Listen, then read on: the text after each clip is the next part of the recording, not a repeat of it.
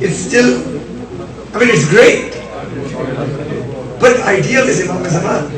The whole point of our endeavor is that we need to expedite his arrival, which means that we need to build ourselves to spread the message, the right way. Till then, ideal does not exist. That's the whole point of mourning. We mourn because the ideals, we are deprived of our ideals. This world which need ideals, these people, these methods, these mechanisms are deprived from us. We are deprived of them. Not only that, we are deprived of them. World has exercised hideous crimes against such people of such stature. And unfortunately, we have been unable to protect them.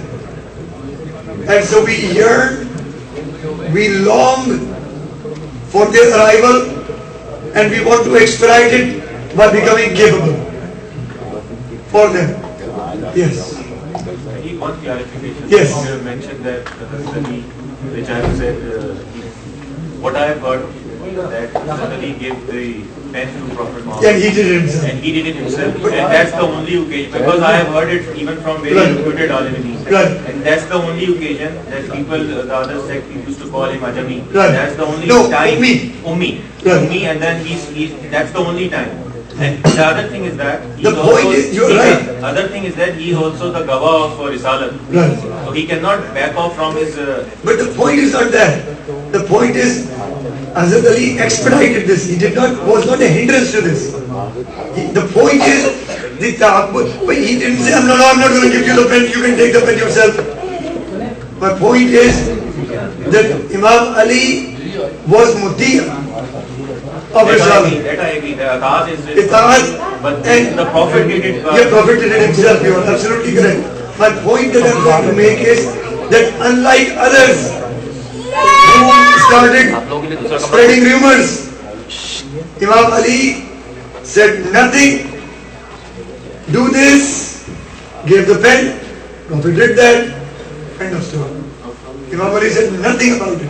He didn't ask any questions, why did you do it? You are the Rasul, you are this, nothing. So you are correct technically. Sometimes I kind of go forward.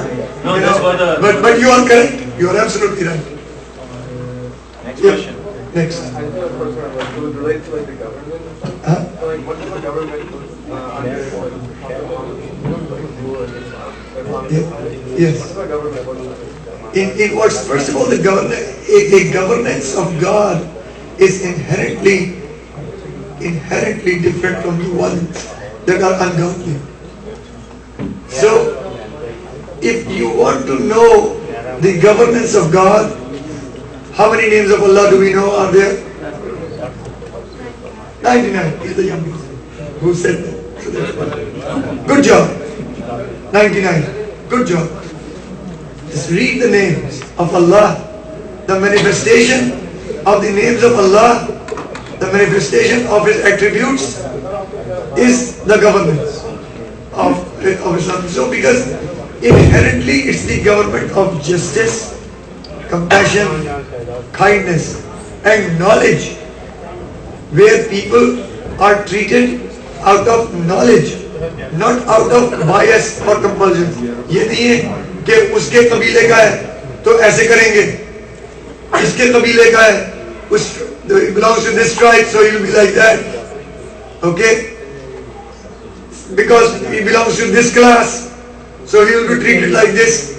Inna akramakum indallahi atqakum. It's a different type of governance.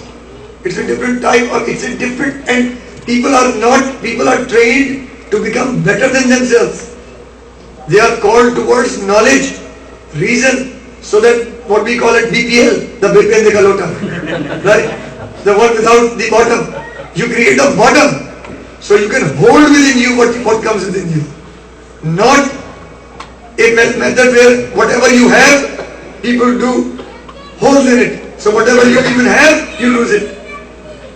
The main basis of anything which is not imamat is to fool you, to sell your allegiance, to sell yourself to anybody but Allah, so that you are deceived to serve them and lose your worth at the time of salvation on the Yawm al-Deen. But if you walk towards Sirat al-Ladina, path of those, you will reach to Sirat al-Mustaqim and go to Yawm al-Deen successful. That's the main point. It is not a governance of necessary comfort, though comfort could have achieved. You know, Imam Ali, what did he say? He said, when he was there, he said that, do you want me, river was flowing, do you want me to tell you how to make electricity from this? When there was lightning in the sky. So these idiots who were threatened by him and wanted to pull his leg, what did he say? What did he say? Oh, how many hairs are in your head? What's that? But imagine how much technology could have been acquired if Imam Ali would have taught, and where would the human race be today? If he had taught those ulum to the people, and therefore think how much loss did we incur? 1400 years ago we would have had light. True. So there's a huge difference. Huge difference. The scientific expediting that you are seeing is a different issue in today's world, and for which inshallah a different type of conversation is needed. That what's the reason for how science progressed in this world, in the recent history and so on. Okay, what type of oppression was going on that expedited science and so on and so forth. But that's a different story. Yes, but first he said, then your turn. Yes. What does it mean when you do ziyarah? Because ziyarah is visitation. You basically believe and you prepare your mind that you are visiting whoever you are doing ziyarah of. So if you are doing ziyarah of Imam Hussain, you perceive, you try to think as if you are going to visit him and you are talking to him and you are presenting your feelings to him. Okay? Yes, Peter. Peter, yes. How come one God is everywhere? Oh, God is everywhere? Okay. How come God is everywhere? Peter, it's a good question.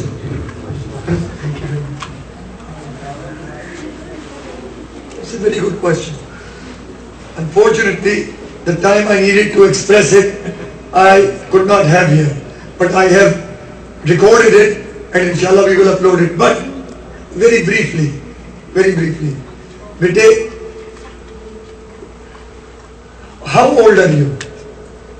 11 years old. Good. Do you know how tall you are? You are maybe about 5 feet 2 inches, 1 inches. Right? Let me put it this way. I am 47 years old. Okay? And look at me. I am 6 feet and half inches tall. Okay? And I am up till here. Can I do everything? Do you think I can do everything? No. Since God can do everything, He is everywhere.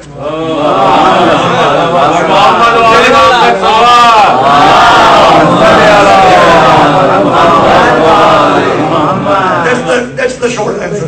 But a good question. Very good. Good question. A great answer. Is that okay with it? Yeah. You understand? Good job. Yes, Vijay. Wait, let her answer first. Then it comes to you, okay? Hello? Okay. Yes. So, we've learned in the past, about, if we're allowed to listen to music or not, but still people don't understand, they don't get it, they don't understand what the people are saying or whatever, or they still don't know. So can you please tell us, your opinion on if we're allowed to listen to music or not? So, there are a lot of music in the West is unfortunately of a very unfortunate kind. So that's just the way it is. However, ghina is haram. And ghina is a music or an act of what we today call art that is vile and incites feelings that are inappropriate in any way. So whatever incites people towards lustful activities, that music or act is haram unless it is purely in the strict confines of husband and wife. Because that's a different issue. And I'm not talking about music, I'm talking about acts that incite certain types of feeling. Because Islam, on one hand, doesn't want to take away fun from you, fun from people. We are not dry people. Okay? We are people who want to have fun, but we want to preserve relationships. We don't want to break relationships. We want to make them, not to break them. So activities that should be done in private, when they are done in public, they can cause division between relationships. So that is why we don't allow them. It's not that we have anything inherently, God forbid, evil intended that, oh, how dare you have fun? No, that is not the case. So there are musics in Islam that are allowed. This conversation is beyond, you need to actually have a lecture, on it and a full discussion about it. But I can only tell you that ghina is haram, not all music is haram. However, many of the musics that are taken today many of them, if not most of them, are ghina. So for example, Madonna is ghina. Let me tell you my story. I actually was guided by Madonna. I'm not joking. This actually is true. It actually happened to me. I was very young. Well, who is 15, 16 years old? Okay, I was your age. And I was sitting with my friends in their house in Pakistan. Madonna was new at that time. And she was the craze of the country. Everybody wanted Madonna. Really, this happened to me. I tell you, this is my own story. So I was watching it with my friends. We were all having a good time. So then I don't know what happened. I really do not know. Maybe my parents did some prayer, or my grandmother, or somebody. I don't know. Maybe I don't know what happened. But at that time, remember the verse of Quran that I discussed with you, that it was the promise of Satan that he's going to misguide people. I don't know what happened. That verse came by my mind. That where Shaitan said that I will misguide your people from the right path. And I don't know what happened at that very time. The same Madonna, 1 second ago I was enjoying it. It started looking to me very bad. And I became uneasy. So I did nothing. I just said, nice meeting to you. And I'm not feeling well. And I'll see you shortly. I stood up and I left. And I just didn't do it after that. And I went a different route after that. But I don't know what happened. I cannot tell you exactly why and how. But I had read Quran. My grandmother used to teach me Quran. And for some reason this came to my mind. I started thinking about it. Then the same Madonna who I was enjoying started looking bad. And then I left. And that's how it happened. So this is my own story. My point is that there are singers and there are musics that are designed for lust. Lady Gaga today, the Madonna, these are things that are designed to misguide towards a very specific path. They are by design like this. They are obviously such kind of music we don't appreciate because they create an environment of misguidance. We have to look at the whole picture. We don't believe in short-term kind of thing. So that's that. Does it answer your question a little bit? Okay. Yes. Yes, Peter. Why did Allah make But it is to serve him, beti. The purpose is to serve him. You can ask, how do you know? I will tell you, ask me later. Why? Because it's a long answer. Little bit longer than the time. Dr. Saab, we know that on the day of judgment, when Imam Zamana he Not on the day of judgment. Before that. before the day of judgment, when he shows up, he's going to show up with Hazrat Isa, right? All Hazrat Isa will follow him. So One way or the other. what's going to be the role of Hazrat Isa? Why is this in our religion that he's going Because to Hazrat Isa has a very, first of all, his purpose is not complete here. He is alive. He has ascended. So the finality of his life hasn't happened. All the lives in this world have to come to finality, be it of Hazrat Khizr, Hazrat Isa, or of our Imam. Right? So, kullu nafsin zaqatul maut. Right? The finality has not happened yet. So by definition they have to come back. Some kind of conclusion has to happen. So Hazrat Isa's mission was incomplete. That's why he's going to come. I mean, it still remains, he's still there. He hasn't reached its end yet. So obviously some part of his mission is still remaining. Right? Our Rasul fulfilled his mission. He went forward. And so on and so forth. But those whose kind of, account is open, they have to close it. So is there going to be somebody else other than Hazrat Isa?